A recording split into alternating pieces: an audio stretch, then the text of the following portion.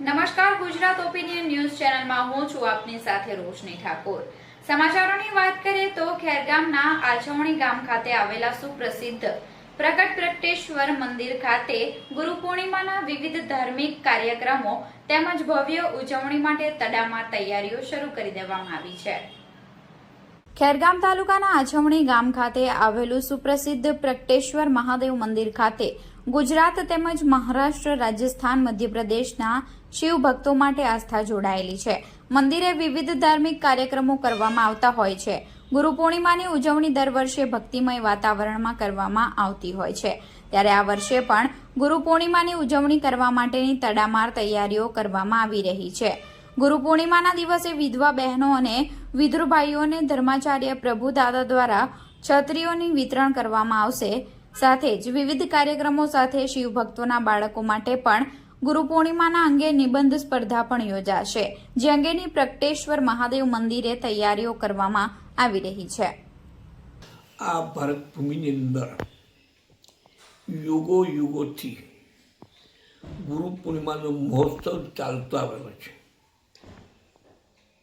તે રીતે આજે એટલે કે તારીખ 9 અને 10 જુલાઈ 25 એટલે બુધ અને ગુરુવારે અમારે ત્યાં પ્રગટેશ્વર મહાદેવના પટાંગણની અંદર અને સમિતિ દ્વારા શિવ ભક્તો દ્વારા ગુરુ પૂર્ણિમાનો મહોત્સવ ખૂબ ધામધૂમથી ઉજવવાની તડામાર તૈયારી ચાલી રહી છે।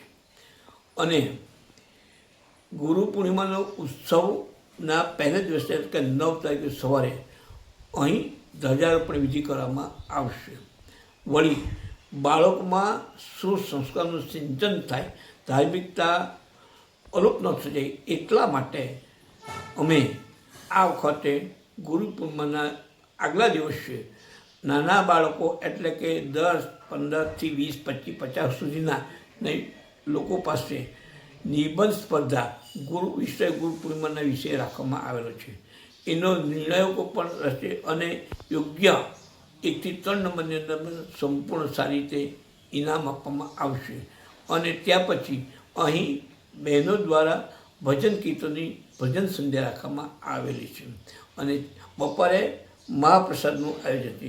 4 વાગે સાંજે 4 થી 7 શોભાયાત્રા ગુરુ પૂર્ણિમાના માટે આગલા દિવસે રાખવામાં આવશે।